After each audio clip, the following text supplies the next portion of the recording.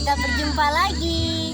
Saat ini saya sedang berada di Hobbit Hill. Saya akan membawakan satu lagu pujian. Tetapi sebelumnya, jangan lupa like, share, dan subscribe agar kita tetap bertemu.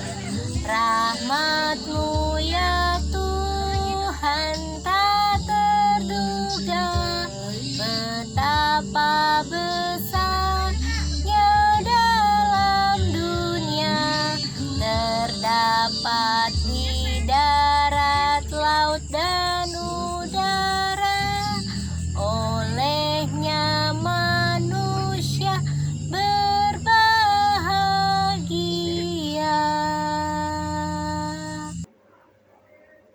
Shalom, salam sejahtera. Kita berjumpa kembali hari ini untuk mendengarkan cerita yang menarik dari dalam buku Alkitab. Saya berharap saudaraku dimanapun saja berada, saudaraku ada di dalam keadaan yang berbahagia. Nah, cerita Alkitab yang kita akan dengarkan hari ini masih berada di dalam kitab Keluaran. Nah, saat ini sudah berada di kitab Keluaran pasal 16. Nah, di perjumpaan kita yang lalu, kita telah mendengarkan cerita di pasal 15, yang mana diceritakan di situ bahwa bangsa Israel sudah luput daripada pengejaran bangsa Mesir, karena Tuhan Allah menyertai mereka semua, dan mereka sudah sampai di tepi laut Tiberau atau di seberang. Mereka memuliakan nama Tuhan, mereka bernyanyi bersukacita, dan kemudian mereka melanjutkan perjalanan.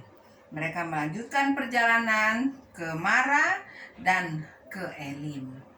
Nah, di pasal 16 ini kita akan melihat selanjutnya tentang perjalanan bangsa Israel.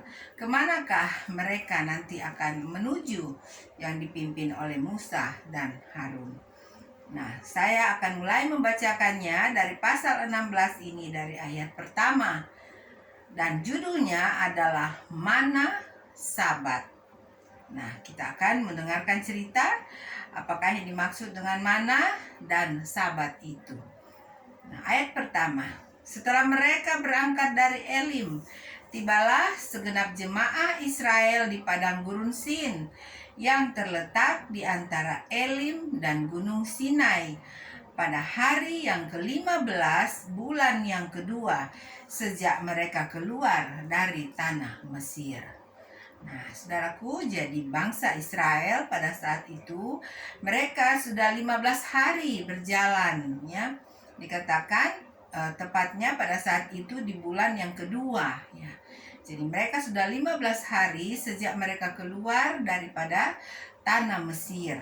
Dan saat itu atau di pasal 16 ini mereka sudah berada di padang gurun Sin, yang terletak di antara Elim dan Gunung Sinai.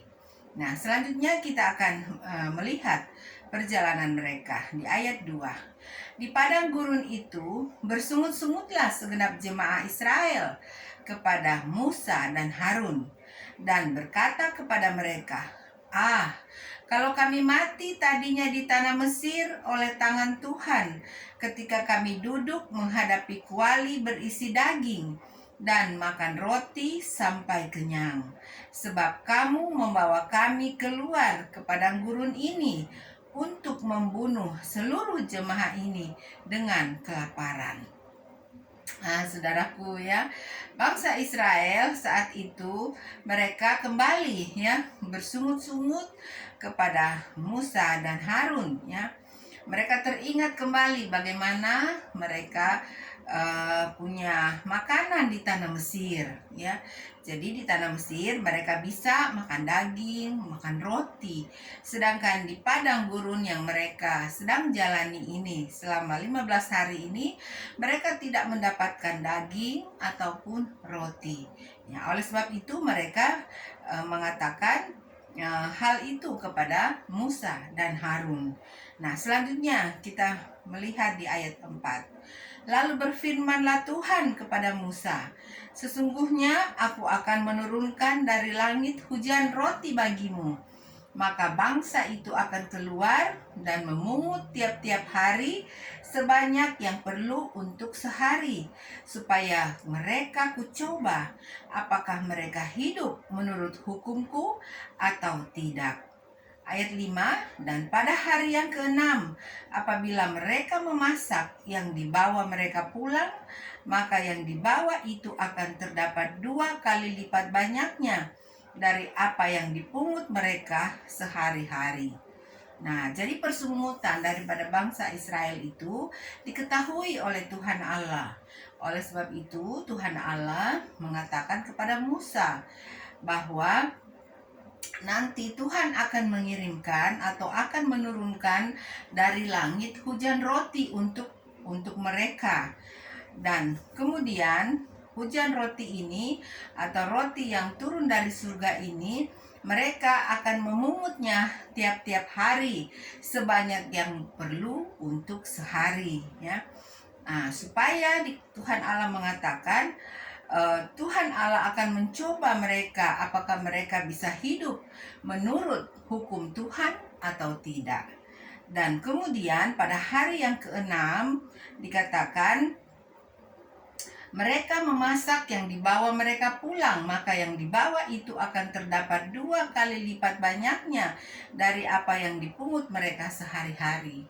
Nah, jadi pada setiap hari nanti roti dari surga itu akan turun, dan setiap hari mereka akan memungut roti itu cukup untuk mereka makan sehari. Tetapi pada hari yang keenam, kalau sekarang itu saudaraku hari keenam, hari Jumat, ya. Nah, pada hari Jumat itu mereka akan mengambil 2 kali banyaknya, ya. Jadi pada setiap hari 1 kali, tapi pada hari Jumat atau hari yang keenam mereka harus mengambil 2 kali lipat banyaknya, ya. Jadi lebih banyak daripada pada saat mereka mengambil setiap hari. Nah, selanjutnya kita akan mendengarkan di ayat 6. Sesudah itu berkatalah Musa dan Harun kepada seluruh orang Israel, "Petang ini kamu akan mengetahui bahwa Tuhanlah yang telah membawa kamu keluar dari tanah Mesir, dan besok pagi kamu melihat kemuliaan Tuhan, karena Ia telah mendengar sungut-sungutmu kepadanya. Sebab apalah kami ini, maka kamu bersungut-sungut kepada kami." Nah, jadi Musa mengatakan kepada bangsa Israel, "Kamu bersungut-sungut ya kepada kami. Apalah kami ini?" Ya. Istilahnya bisa dikatakan kami ini kan hanya membawa kamu untuk keluar, tapi sebenarnya ada yang menuntun, ya, ada yang menuntun kita semua. Tentunya adalah Tuhan Allah, ya. Nah, oleh sebab itu Musa berkata kepada mereka, ya, "Petang ini kamu akan mengetahui bahwa Tuhanlah yang telah membawa kamu keluar dari tanah Mesir. Dan besok pagi kamu melihat kemuliaan Tuhan, karena Ia telah mendengar sungut-sungutmu kepadanya." Nah, itu yang dikatakan Musa. Selanjutnya lagi kata Musa, "Jika memang Tuhan yang memberi kamu makan daging pada waktu petang dan makan roti sampai kenyang pada waktu pagi, karena Tuhan telah mendengar sungut-sungutmu yang kamu sungut-sungutkan kepadanya, apalah kami ini? Bukan kepada kami sungut-sungutmu itu, tetapi kepada Tuhan." Nah, itu lagi yang dikatakan oleh Musa, ya. Jadi Musa mengatakan, kamu sebenarnya bukan bersungut-sungut kepada kami, tapi kamu itu bersungut-sungut kepada Tuhan. Ya, jadi nanti petang kamu akan diberikan daging, dan besok pagi kamu akan diberikan roti yang turun dari surga. Nah, kita mendengarkan selanjutnya ceritanya di ayat 9. Kata Musa kepada Harun, "Katakanlah kepada segenap jemaah Israel, marilah dekat ke hadapan Tuhan, sebab Ia telah mendengar sungut-sungutmu." Dan sedang Harun berbicara kepada segenap jemaah Israel, mereka memalingkan mukanya ke arah padang gurun, maka tampaklah kemuliaan Tuhan dalam awan. Nah, jadi saudaraku, Musa sambil menyampaikan, atau Harun ya, sambil menyampaikan ini perintah Tuhan kepada bangsa Israel. Kemudian mereka semua memalingkan mukanya, dikatakan ke arah padang gurun. Maka tampaklah kemuliaan Tuhan dalam awan.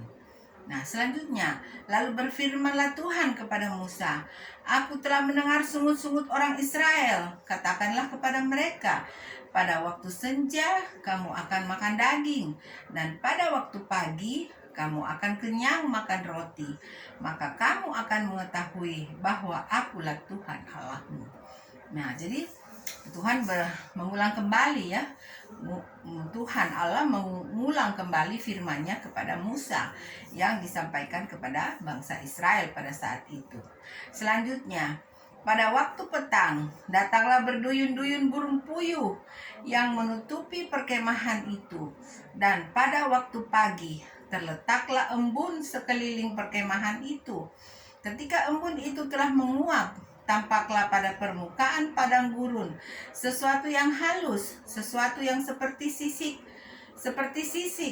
halus seperti embun beku di bumi. Wah, luar biasa saudaraku ya. Jadi perkataan Tuhan ini benar-benar terjadi ya. Dikatakan bahwa pada waktu petang atau siang ya, sampai sore begitu, dikatakan burung itu datang berduyun-duyun ya, atau burung puyuh. Tuhan kirim burung puyuh yang tentunya sangat banyak ya untuk menjadi makanan daripada bangsa Israel pada saat itu. Nah, kemudian paginya, besok harinya dikatakan turunlah embun ya, embun menutupi sekeliling perkemahan mereka. Nah, setelah embun itu menguap, maka tinggallah tampak ya di tanah itu, dikatakan di permukaan padang gurun sesuatu yang halus, sesuatu yang seperti sisik, halus seperti embun beku di bumi. Nah, selanjutnya kita lihat di ayat 15. Ketika orang Israel melihatnya, berkatalah mereka seorang kepada yang lain, "Apakah ini?" Sebab mereka tidak tahu apa itu. Tetapi Musa berkata kepada mereka, "Inilah roti yang diberikan Tuhan kepadamu menjadi makananmu." Luar biasa sekali saudaraku ya. Jadi Tuhan Allah itu begitu menyayangi bangsa Israel atau umatnya ya. Bayangkan roti dari surga itu turun ya. Setiap hari Tuhan kirimkan roti dari surga, dan juga burung ya, burung atau burung, supaya mereka bisa makan daging. Jadi luar biasa sekali. Jadi bangsa Israel nggak perlu masak ya, karena mereka hanya pungut-pungut roti yang turun dari surga itu. Nah, kita lihat selanjutnya ceritanya. Beginilah perintah Tuhan, pungutlah itu, tiap-tiap orang menurut keperluannya masing-masing. Kamu boleh mengambil untuk seisi kemahnya, segomer seorang menurut jumlah jiwa. Demikianlah diperbuat orang Israel. Mereka mengumpulkan, ada yang banyak, ada yang sedikit. Ketika mereka menakarnya dengan gomer, maka orang yang mengumpulkan banyak tidak kelebihan, dan orang yang mengumpulkan sedikit tidak kekurangan. Tiap-tiap orang mengumpulkan menurut keperluannya. Nah, jadi Tuhan Allah juga mengatakan kepada Musa dan Harun, dan mereka menyampaikan kepada bangsa Israel. Tuhan Allah mengatakan, "Pungutlah itu ya, pungutlah roti itu setiap hari menurut keperluan masing-masing ya." Jadi dikatakan, misalnya kita bisa katakan sekarang piring ya, ini dikatakan gomer. Saya nggak terlalu mengerti gomer ini takarannya seperti apa, tapi kita bisa umpamakan saja seperti piring ya. Jadi dikatakan, ambillah sepiring ya, atau segomer untuk keperluan sehari seorang ya. Jadi artinya setiap orang mengambil satu piring untuk dirinya sendiri, keperluannya untuk dirinya, untuk dia makan sehari itu. Nah, itu yang mereka harus kumpul ya. Ada yang katanya memungut, mungkin ada yang satu piring bumbu, tetapi itu cukup untuk mereka makan sepanjang hari ya. Nah, kita lihat lagi ayat 19. Musa berkata kepada mereka, seorang pun tidak boleh meninggalkan daripadanya sampai pagi. Tetapi ada yang tidak mendengarkan Musa dan meninggalkan daripadanya sampai pagi, lalu berulat dan berbau busuk. Maka Musa menjadi marah kepada mereka. Jadi Tuhan Allah mengatakan bahwa bangsa Israel ini harus memungut cukup untuk keperluan mereka sehari, ya. Kalau ada sisa itu nggak boleh lagi disimpan sampai besok, ya. Jadi harus dihabiskan, ya, pada saat satu hari itu mereka makan. Dan ada yang melawan, dikatakannya mereka mencoba untuk menyimpan sampai besok pagi. Akibatnya adalah makanan atau roti itu berulat dan berbau busuk. Ya, wah, luar biasa sekali, ya. Jadi saudaraku ingat tadi di ayat yang di atas bahwa Tuhan sedang menguji, ya, bangsa Israel, apakah mereka mau mendengarkan perintah Tuhan dan menurut hukum-hukum Tuhan, ya, sesuai dengan ayat yang di atas tadi. Nah, inilah cara Tuhan untuk menguji apakah bangsa Israel atau umatnya ini mendengarkan atau mau menurut apa yang dikatakan oleh Tuhan Allah kepada mereka. Tentunya setelah mereka melihat bahwa Tuhan Allah begitu mengasihi dan menyayangi mereka dan melindungi mereka hingga saat itu. Nah, kemudian setelah Musa melihat bahwa ada orang yang mencoba untuk menyimpannya hingga besok hari, maka Musa dikatakan menjadi marah, ya. Musa menjadi marah kepada orang itu. Nah, kita melihat selanjutnya. Setiap pagi mereka memungutnya, tiap-tiap orang menurut keperluannya. Tetapi ketika matahari panas, cairlah itu. Dan pada hari yang ke-6 mereka memungut roti itu 2 kali lipat banyaknya, 2 gomer untuk tiap-tiap orang. Dan datanglah semua pemimpin jemaah memberitahukannya kepada Musa. Lalu Musa berkata, lalu berkatalah Musa kepada mereka, inilah yang dimaksudkan Tuhan. Besok adalah hari perhentian penuh, Sabat yang kudus bagi Tuhan. Maka roti yang perlu kamu bakar, bakarlah. Dan apa yang perlu kamu masak, masaklah. Dan segala kelebihannya, biarkanlah di tempatnya untuk disimpan sampai pagi. Wah, luar biasa saudaraku, ya. Jadi perintah Tuhan ini Musa dan Harun kembali sampaikan kepada bangsa Israel bahwa pada hari yang ke-6, atau bisa kita bilang sekarang ini sesuai dengan hari saat ini, yaitu hari Jumat, kamu harus mengambil 2 kali lipat banyaknya itu roti, ya. Jadi misalkan hari biasa 1 orang 1 piring, tapi pada hari Jumat, hari yang ke-6, kamu harus mengambilnya 2 piring 1 orang. Karena itu harus disimpan sampai besok, ya. Sampai besoknya lagi. Nah, kemudian dikatakan lagi bahwa roti itu apabila kamu ingin untuk membakarnya, kamu bakarlah, ya, pada hari yang ke-6 itu. Dan apabila dikatakan kamu hendak memasaknya, kamu masaklah itu, ya. Dikatakan dan apa yang perlu kamu masak, masaklah, dan segala kelebihannya biarlah di tempatnya untuk disimpan sampai pagi. Nah, jadi kalau sudah dibakar, sudah dimasak, atau sudah diolah itu roti itu, mereka makan dan kemudian kelebihannya itu disimpan sampai besok hari. Nah, kita melihat selanjutnya. Mereka membiarkannya di tempatnya sampai keesokan harinya, seperti yang diperintahkan Musa. Lalu tidaklah berbau busuk dan tidak ada ulat di dalamnya. Wah, luar biasa, satu mujizat, ya. Karena hari biasa kalau disimpan sampai besok, itu roti akan berbau busuk dan berulat. Tetapi pada hari Jumat atau hari yang ke-6 itu, mereka simpan setelah masak juga, mereka simpan, dan besoknya heran, ya, bahwa roti yang mereka simpan itu tidak berbau busuk dan tidak berulat.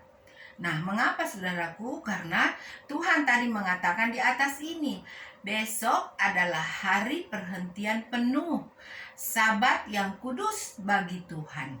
Nah, jadi setelah hari ke-6 itu, besoknya itu tentunya hari ke-7 ya. Nah, hari ke-7 itu menurut kalender sekarang itu adalah hari Sabtu ya.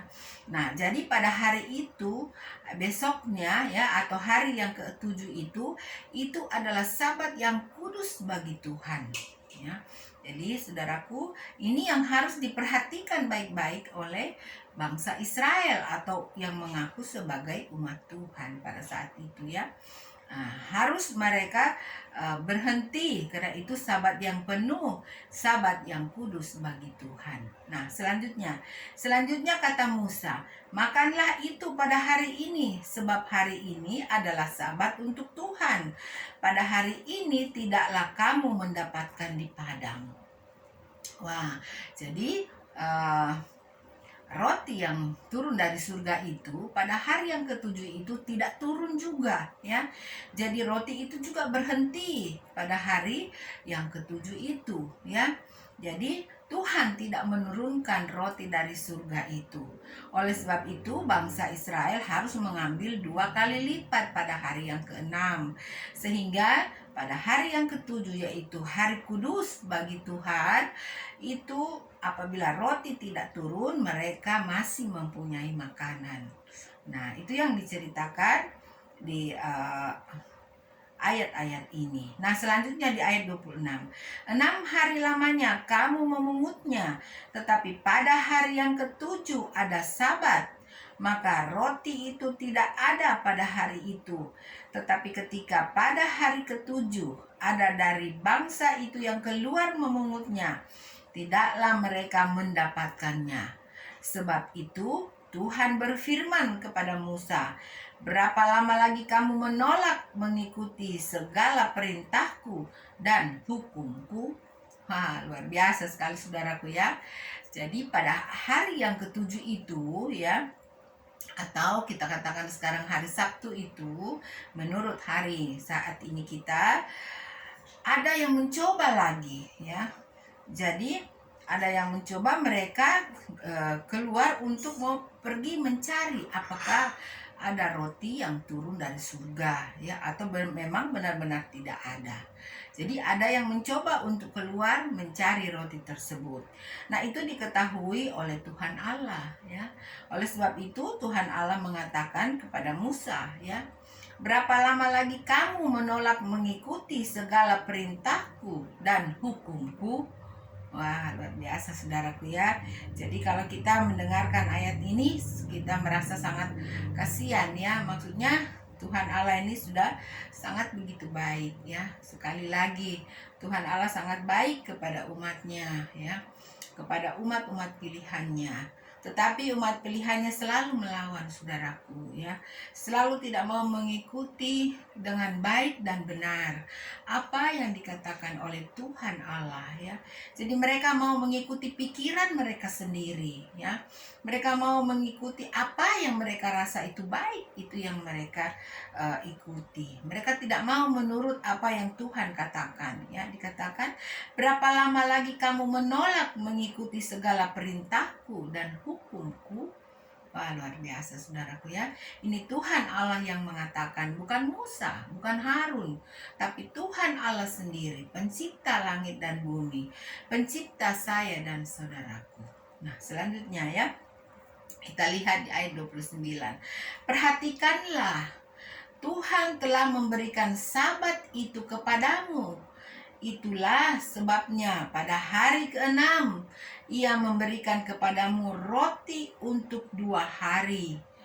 Tinggallah kamu di tempatmu masing-masing. Seorang pun tidak boleh keluar dari tempatnya pada hari ke-7 itu.